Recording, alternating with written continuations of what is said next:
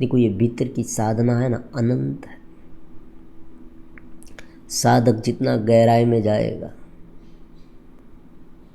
जितना चेतना में रममाण करने लगेगा, अनंत ज्ञान का जो स्रोत है ना उसमें प्रकट होगा।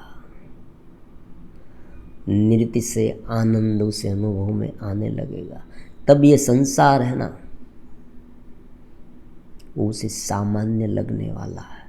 वो समझ जाएगा कि ये जो संसार मुझे मिला है, ये जुड़ाव हुआ है प्रकृति से मेरा, ये तन से, मन से, स्मृतियों से, और मुझे जो काम करने हैं, देखो जो मुझे निमित्त मात्र होकर काम करने हैं, जो व्योमवत चेतना परमात्मा के इस अस्तित्व ने मुझे सौंपा, मैं काम कर रहा हूँ। प्रश्न वहाँ उत्पन्न होता है कि हमें ये चेतन दीप की अनुभूति नहीं होती, बस यही होता है, दूसरा कुछ नहीं। इसलिए पहले यही करते हैं कि साधक में ये जगाए। नियमित रूप से अगर साधक अभ्यास करेगा तो उनमें चेतन दीप प्रकट हो जाएगा। चित्त स्थिति जिसे कहते हैं हम बार बार, वो उसमें जागे, उस प्रकार का संकल्प लिख रहा है और बार बार यही प्रयास करते हैं। अनेक वीडियो के माध्यम से यही प्रयास है। थोड़े थोड़े अंश के रूप में, थोड़ी मात्रा में भी हो तो भी उनका बहुत बड़ा फायदा मिल सकता है। व्यक्ति ऊपर उठ सकता है। देखो जीवन में, देखो पूरे जीवन में चाहे कितना भी धन इकट्ठा कर ले, सत्ता इकट्ठी कर ले, संपत्ति इकट्ठी कर ले, बहुत बड़ी फैमिली बना ले, लेकिन जब तक हमारा स्वरूप जो है वो इस मनोवृत्तियों में घिरा हुआ रहेगा, जब तक ये उथल पुथल हो रही है, जब तक ये जगत, जब तक ये विटंबना होती है ना, जब तक जीव भाव होता है, वो जब तक टलता नहीं, मंद नहीं होता और स्वरूप की अनुभूति नहीं हुई है, आत्मा की अनुभूति थोड़ी सी भी नहीं हुई है, तो ये सब कुछ काम का नहीं। क्योंकि ये सब यहाँ रहने वाला, काम का नहीं है ऐसी बात नहीं है। देखो कोई व्यक्ति कहता है कि भाई जीवन में तो काम आता है, बात सच्ची है, आता है, काम आता है। अगर ठीक तरह से हमारे पास साधन संपत्ति है तो जीवन सहूलियत से बीतेगा, सुख सगवड़ता है,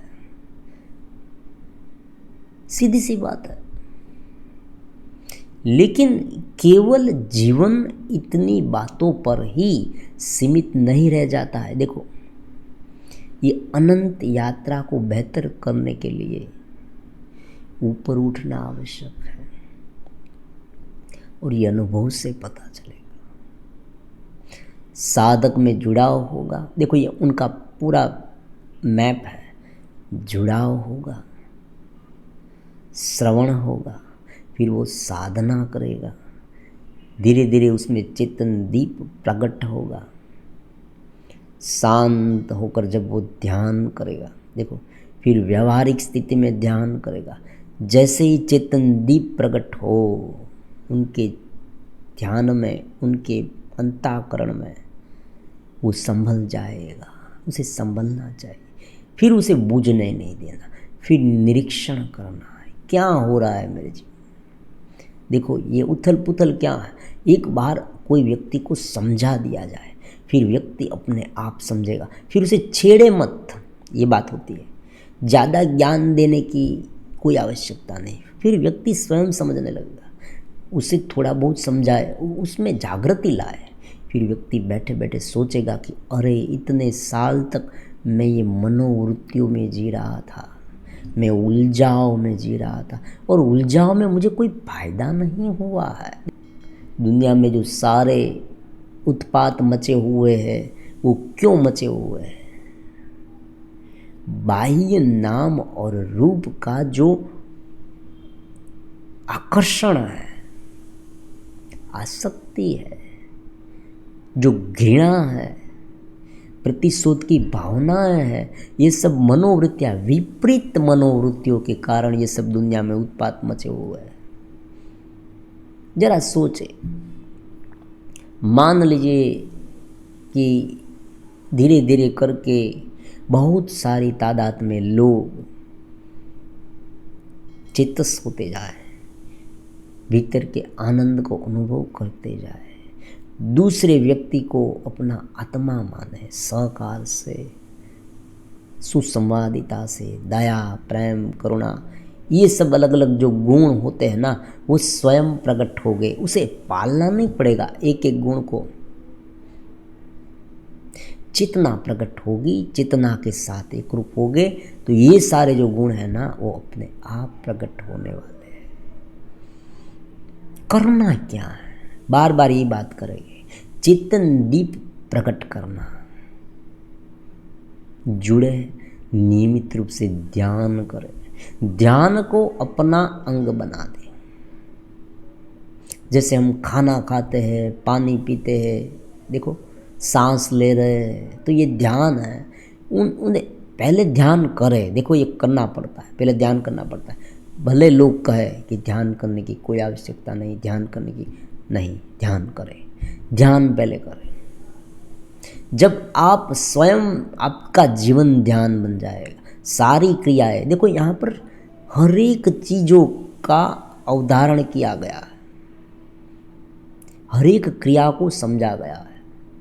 ऐसी बात नहीं है केवल क्रिया पर ध्यान दें, ध्यान करते करते जैसे ही ठहराव आता जाए, निरीक्षण करना क्या हो रहा है, ये तो मनोवृत्ति में, उसमें क्यों उलझू, क्यों फंसो, ये तो होता है और हर एक के जीवन में होता रहेगा।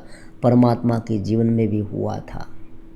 अब देखो, पुराण में देखे, रामायण देखे, भागवत देखे, भगवान की जीवनी देखे, कोई भी धर्म का ले ले, हर एक धर्म में ये विपरीत घटनाएं घटी ही है।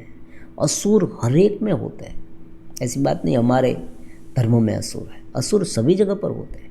नेगेटिव जो है ना, नकारात्मक ऊर्जा सभी जगह पर है ही है। आप लाख प्रयास करेंगे, दुनिया के सभी लोगों को आप ठीक नहीं कर पाएंगे। तो क्या करना, चेतस रहकर, निमित्त मात्र होकर कर्म करना। बाहर जो हम कर रहे हैं वो चेतस रहकर करें, सोच रहे हैं वो चेतस रहकर करें। बाहर सोच रहे हैं, देखो सोचना मन से हो रहा है, लेकिन ऐसी आदत धीरे धीरे डालते जाए कि सोचा शांत हुए, चेतस हो गए, बोला शांत हो गए, चेतस हो गए, किसी के साथ व्यवहार किया शांत हो गए, चेतस हो गए। ज़्यादा उलझने मत दे, बस यही बात होती है, दूसरा कुछ नहीं। कुछ ना आए कोई बात नहीं, उलझे मत। उलझने लगे तब ये सुनने लगे, तब ऊपर उठने लगे, तब देखे कि हाँ मेरा जुड़ाव हो गया है चेतना से, अब मेरे भीतर चेतन दीप प्रकट हो गया है। चेतन दीप की साधना है, चेतस की साधना है, मेरे भीतर शुद्ध चेतना मैं हूँ। धीरे धीरे ये वृत्ति इतनी बार बार बोलने से, पहले बोलना पड़ता है, फिर धीरे धीरे हम अनुभव करने लगते हैं।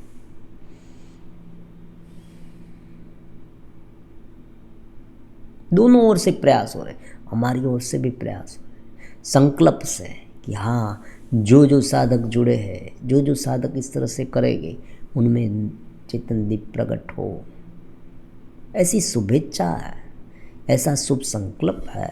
और आपकी ओर से क्या प्रयास करने चाहिए, नियमित रूप से ध्यान, देखो कहीं पर भी क्यों ना हो। आजकल समय नहीं मिलता, ऐसी बहुत सारी आर्गुमेंट्स होती है जीवन में, बहुत लोग ये आर्गुमेंट करते हैं, समय नहीं मिलता। बात सही है, क्योंकि कोई व्यक्ति अलग अलग बिजनेस में पड़ गया है, किसी की सर्विस ऐसी है, गृहिणी ऐसी, कितनी जिम्मेदारी होती है। देखो जीवन में बच्चे को बड़ा करना है, उसे पढ़ाना लिखाना सब कुछ है, ये सब चलता रहेगा, ये सब परमानेंट रहेगा ही रहेगा। जहाँ जाओगे वहाँ जगत आएगा, पीछे पीछे दौड़ते दौड़ते आएगा। ये चलता रहेगा, ये घिरेगा। उसे केवल एक ही शब्द में समझ लेना है कि ये घिरेगा। इसमें सब कुछ आ गया। देखो, मान लीजिए शरीर नहीं होता तो क्या होता। आप जरा सोचे, सोच कर देखें, शरीर के साथ ही ये जुड़ा हुआ है। ये सभी प्रकार की जो कुछ भी आपने प्रवृत्तियां बताई, जहाँ मुलझे है, वो सब कुछ शरीर के साथ जुड़ा हुआ है। मान लीजिए शरीर नहीं है तो क्या होगा। शरीर को देखा तब वासनाएं उत्पन्न हुई। शरीर से ही जुड़ा हुआ है और शरीर परमानेंट नहीं है। एक दिन ऐसा जरूर आएगा, शरीर नहीं रहेगा, हमारी पहचान नहीं। और ऐसा हुआ है। ये कोई, देखो, ये कोई नई बात कह दी, नई बात कह दी, नया सिद्धांत बता दिया, ऐसी बात नहीं है। केवल याद कराना है। सब कुछ यहाँ पर है, भूल जाते हैं, यही होता है। उपनिषद काल से ये चला आ रहा है। ज्ञान ध्यान केवल याद कराते हैं। गुरु का काम क्या है? याद कराना, केवल रिमाइंड कराना, दूसरा कुछ नहीं है। मोटिवेट करना, जगाना है, बस यही होता है। ज्ञान तो है, ज्ञान तो साधक के भीतर ही है, चेतना उनके भीतर ही है। केवल उसे यही कहना है कि तुम्हारे भीतर चेतना है, दूसरा कुछ नहीं। इतनी सरल बात है कि तुम्हारे भीतर चेतना है, इतना ही कहना। तुम स्वयं चेतस हो। और यहाँ पर किसी को गुलाम बनाने की, किसी को देखो मानसिक गुलाम होते हैं, किसी के सिद्धांत का गुलाम होता है, ये नहीं करना। तुम स्वयं हो। तुम्हारे भीतर हाँ, एक बात है, सहारा चाहिए। चेतन दीप प्रागट्य हो जाए, कुंडलिनी जागृति। देखो ये सिद्धांत है ना, आप में कुंडलिनी जागृति हो जाए तब तक सहारा चाहिए। जैसे ही ये साधक में थोड़ा सा हुआ, अनुभव हुआ, जब तक अनुभव न हुआ ध्यान करते रहे, श्रवण करते रहे, एक बार चेतस का थोड़ा सा अनुभव हुआ, आप स्वतंत्र रूप से अपने आप को देखें। फिर आपकी जिम्मेदारी है उसे टिकाना। और ये जिम्मेदारी क्यों है? आपके लिए, हमारे लिए नहीं है। हमारे लिए कोई ऐसी जिम्मेदारी नहीं। आप में चेतन दीप प्रकट हो या ना हो, क्या फर्क पड़ता है? लेकिन नहीं, ऐसी बात नहीं। ये एक प्रकार का संतोष होता है कि हाँ, ऐसा साधक है हमारा जीवन। हाँ, हमें क्या फर्क पड़ा? हमें इतना फर्क पड़ता है कि हमें ये लगता है, जब कोई साधक कहता है कि मेरे भीतर ठहराव महसूस हुआ, अब मैं समझ रहा हूँ, अब मैं आगे बढ़ रहा हूँ, तब ये लगता है कि वाह, हमारे प्रयास, हमने जो प्रयास कर रहे हैं इस चैनल में, वो थोड़े से तो कामयाब हुए। इतनी तसल्ली मिल जाती, और ये बहुत है। दूसरा कुछ नहीं चाहिए, कोई पैसा नहीं चाहिए, कोई प्रशंसा नहीं चाहिए, कमेंट करना है ना करना है, करे ना करे, कोई प्रॉब्लम्स नहीं। बस आप शिद्दत से जुड़े और आपका विकास हो।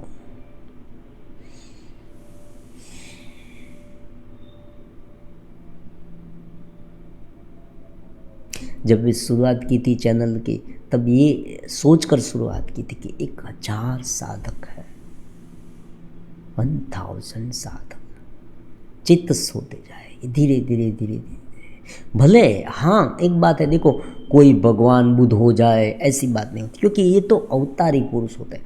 कोई भगवान कृष्ण, बड़े बड़े माँ, ऐसी बात नहीं।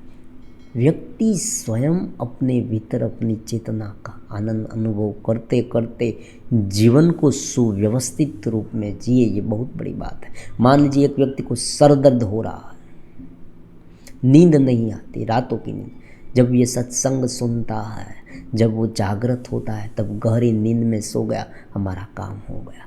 इतनी छोटी छोटी बातों में भी चेतना, ये ज्ञान छिपा हुआ है। देखो, वो व्यक्ति ठीक से काम कर पाया, अपने जीवन को समझ पाया, काम हो गया। फिर धीरे धीरे वो व्यक्ति ऊपर उठेगा। एक बार शुरुआत हो गई ना, वो कभी खाली नहीं जाएगी। एक बार ज्ञान के बीज डाल दिए गए साधक में, फिर अगर वो उस तरह से आगे बढ़ने लगा तो धीरे धीरे वो समझता जाएगा। फिर क्या होगा, कोई भी वीडियो आएगा ना तो वो समझ जाएगा कभी इधर उधर की बात सुनेगा, कोई उसे बरगलाने की कोशिश करेगा, वो समझ जाएगा कि भाई तुम ठहरो, मेरी चेतना मेरे भीतर है। यह आत्मा ही है जो व्योमवत चेतना का अंश है। और ये आत्मा अलग इसलिए है कि शरीर है। कितनी सरल बात है। हर एक चीज को बहुत सरलता से यहाँ समझना। घेरा किसे कहते हैं? प्रकृति का कोई एक भाग, समझे, प्रकृति का कोई एक भाग, जैसे पूरी नदी है, नदी का कोई एक किनारा, घाट है, तो हम कहेंगे ये घाट है, घाट है, घाट है, ये नदी का किनारा कोई, नदी का किनारा होता, वहाँ पर मान लीजिए कोई पानी का जमावड़ा हो गया, तो वहाँ हम कहेंगे ये घाट है, पानी तो एक ही है। तो घाट की रचना के कारण वो अलग हो गया है। तो जहाँ जहाँ प्रकृति अनंत है, जहाँ चेतना और प्रकृति का जुड़ा हुआ ये रचना के साथ, वहाँ वो अलग रूप में प्रकट हुई और उसे हम जीव भाव कहते हैं। जहाँ रचना वहाँ जीव भाव। जैसे मान लीजिए एक सुंदर सा एग्जाम्पल है, सूरज की किरण धरती पर पड़ती है और वहाँ कांच का टुकड़ा है, तो कांच के टुकड़े में सूरज का प्रतिबिंब दिखाई देता है। मान लीजिए बड़ा अरीसा है, उस बड़े अरीसे के 1000 टुकड़े कर दें, 1000 टुकड़े, एक बड़ा अरीसा। जब बड़ा अरीसा है ना, तो उसमें एक ही सूरज दिखेगा, बड़े अरीसे में एक ही सूरज दिखेगा। लेकिन उसी बड़े अरीसे का 1000 टुकड़ा कर दिया तो 1000 सूरज दिखेंगे। यही मैजिक है, यही मैजिक है कि एक प्रकृति है, एक चेतना। प्रकृति चेतना में से ही बनी हुई है, लेकिन ये थोड़ा ऊपर का ज्ञान है। प्रकृति और चेतना अलग नहीं, जैसे पानी और उनकी गति अलग नहीं। जैसे पानी, उसमें वेव्स उठी, लेकिन फिर भी माने इसलिए कि आज प्रकृति में घिरे हुए हैं। तो प्रकृति और चेतना है, प्रकृति का पूरा आयाम है। उसमें से जो चेतना ऐसी रचना में गिरी कि वहाँ मन, बुद्धि, अहंकार, जिसे कहते हैं ना, अंतःकरण कहते हैं आप, मन है, बुद्धि है, चित्त है, देखो उसे अंतःकरण कहते हैं। मनो बुद्धि अहंकारो, मन, बुद्धि, चित्त और अहंकार, ये 4 मिलकर अंतःकरण बनता है।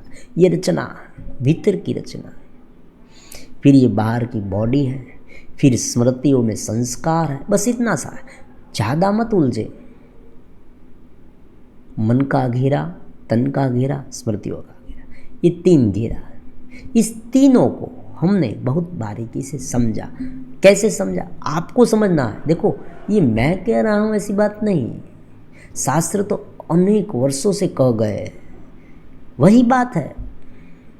कोई व्यक्ति अपनी मोहर लगाता है, हम यहाँ मोहर नहीं लगाते। शास्त्रों परमात्मा का ज्ञान, हाँ, अनुभूति करने की बात कहा। तो जो है, जो ये 4 है, जो ये 3 है, मन, तन और स्मृतियाँ, ये हमें देखना। हम अपने मन को देख सकते हैं। हम अपने मन क्या सोच रहा है वो हम सोच सकते हैं। बस यही करना है। शांत जगह पर बैठकर सोचे कि मेरा मन क्या सोच रहा है, क्या सोच रहा है, ऐसा क्यों हो रहा है, बस यही। और उनका उकेल ढूंढने की कोशिश करें, बात खत्म। फिर किसी की ज़रूरत भी नहीं। एक बार चेतन दीप प्रकट हो जाए, फिर कौन गुरु कौन शिष्य, आप अपने रास्ते, मैं मेरे रास्ते, काम हो गया। और यही होना चाहिए। यहाँ कोई संप्रदाय में बांधने की, किसी के गले में कुछ लगा देने की कोई आवश्यकता नहीं है। व्यक्ति को स्वयं जागना है ना। साधक स्वयं ऊपर उठेगा। साधक ऊपर उठ जाए, समझ जाए, फिर कोई भी ग्रंथ क्यों ना पढ़े, ग्रंथ के इस तरह से पेज घुमाता रहेगा और सब उसको आ जाएगा, समझ में आ गया ग्रंथ में क्या लिखा है। ऋभु गीता रिभु गीता के बारे में भी सत्संग करेंगे। अद्वैत वेदांत का बहुत ही कॉम्प्लेक्स ग्रंथ हो गया है रिभु गीता, क्योंकि जो जितना कॉम्प्लेक्स है, वो कॉम्प्लेक्स क्यों कहा गया है, थोड़ा वीडियो लंबा होता है लेकिन बहुत देखो चेतना को बढ़ाने के लिए है, इसलिए धीरे से सुनना होगा। रिभु गीता में क्यों कहा गया है और वो कॉम्प्लेक्स क्यों कहा गया, जटिल क्यों कहा गया? वो इसलिए जटिल कहा जाता है क्योंकि उसमें टॉप का वर्णन है। चेतना केवल मैं हूँ, बस शुद्ध चेतना ब्रह्म शिव स्वरूप है, उसमें ही रहना, ये बात होती है, दूसरा कुछ नहीं होता। ये थोड़ा मुश्किल होता है आम लोगों के लिए। क्यों? क्योंकि मनोवृत्तियों में इतना गिरे हुए हैं कि बार बार ये भूल जाते हैं। बस इतना सा है। आप देखिए पूरे दिन में देखना, पूरे दिन में जब आप सत्संग सुनते हैं, जब आपका जुड़ाव होता है, जब चेतन दीप प्रागट्य होता है, तब आप में ठहराव होता है, एक प्रकार की शांति होती है, एक प्रकार की दिव्यता होती है। आप कहेंगे मन शांत हो गया इसलिए ऐसा हुआ है, नहीं, चेतना प्रकट हुई है इसलिए मन शांत हो गया। फिर आप जैसे जैसे भूलते जाएंगे और मन अशांत होता जाएगा। देखो मन है ना, मन, उनका भी उपयोग होता है,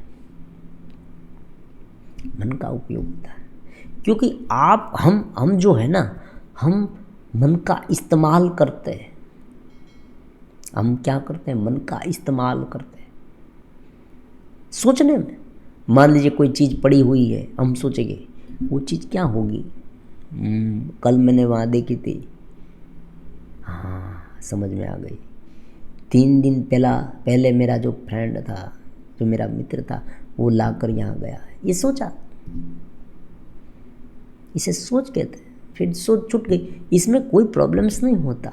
जब भावनाएं प्रबल रूप में आ जाए, जब वो हमें पकड़ने लगे, जो हम पर हावी होने लगे, तब वो चित्त स्थिति को हिला डुला देती है, दूसरा कुछ नहीं है। सहज रूप में तो सब कुछ होता है, कोई प्रॉब्लम्स नहीं होता। अगर हम हमारे शरीर को, तन को, स्मृतियों को समझने लगे कि हाँ ये शरीर का है, आज मुझे ज़्यादा खाने की इच्छा हो रही, नहीं खाना है मुझे, शरीर की सेहत के लिए अच्छा नहीं है, आज मुझे खाना ही नहीं, कोई बात नहीं, आप नहीं खाए, हाँ नहीं खाए, कुछ प्रॉब्लम्स ही नहीं होता, कोई प्रॉब्लम्स नहीं होता। स्वादिष्ट चीज़ पड़ी हुई है, आपके मुंह में पानी आ रहा, ये हो सकता है, लेकिन जब चेतस हो गए, सहजता लगेगी, ये पानी बानी आना बंद हो जाएगा, सहजता लगेगी। ये विकारों में ज़्यादा जो आकर्षित हो जाते हैं ना, हाँ लालायित हो जाते हैं ना, बंद हो जाएगा। चेतस है, ये प्रगाढ़ता है, ज्ञान की प्रगाढ़ता, वो धीरे धीरे विकसित होगी। जो बाहर विषय है, जो बाहर जगत है, वहाँ हम प्रकट हो रहे हैं, लेकिन भीतर शांत है। बस यही करना है, दूसरा कुछ नहीं करना है। इतना हो जाए बहुत है, फिर आगे की यात्रा साधक अपने आप तय करेगा। फिर उसे समझाने की आवश्यकता नहीं होगी। फिर एक जन्म, दूसरा जन्म, तीसरा जन्म, ये भी हो सकता है, और इसी जन्म में भी हो सकता है। फिर व्यक्ति अपने आप समझ जाएगा, और जो संदेशा है ना, जो मैसेज होता है परमात्मा का मैसेज, वो एक्सेप्ट करेगा, रिसीव करेगा कि मुझे क्या करना है। और अब देखिए बड़े बड़े महापुरुष हो गए हैं, उनकी जीवनी देखे, बायोग्राफी देखे, तो आपको पता चलेगा कि उसने इस तरह से सत्संग सुना था। कोई भी सत्संग उस समय का, ऐसी बात नहीं है, उस समय का कोई भी, कहीं पर सत्संग में जाना उसे पसंद था, कथा चिंतन करते रहते थे, ये सब आप पढ़ते हैं उसमें। फिर धीरे धीरे उसमें चेतसता बनती है ना, तब जो परमात्मा की ओर से संकेत मिलते हैं वो बहुत महत्वपूर्ण होते हैं। व्यक्ति के जीवन में व्यक्ति कुछ नहीं करता है, उनकी कोई हैसियत नहीं। भगवान की ओर से जो उसे संदेश मिलते हैं ना, बहुत महत्वपूर्ण है। पूरा जीवन बदल जाता है व्यक्ति का। भगवान जब आज्ञा करते हैं, भगवान मतलब अस्तित्व, पूरा अस्तित्व जिसमें ये जगत पूरा है, ये अस्तित्व की करामत देखे, भगवान की, परमात्मा की करामत देखे। परमात्मा में ये सब कुछ है, उनसे अलग है ही नहीं। वही स्वयं अलग अलग रूप में हमारे सामने प्रदर्शित होता है। वही है जो कभी शिव होता है तो कभी कुछ अलग होता है, वही अलग अलग रूप में हमारे सामने प्रकट होता है।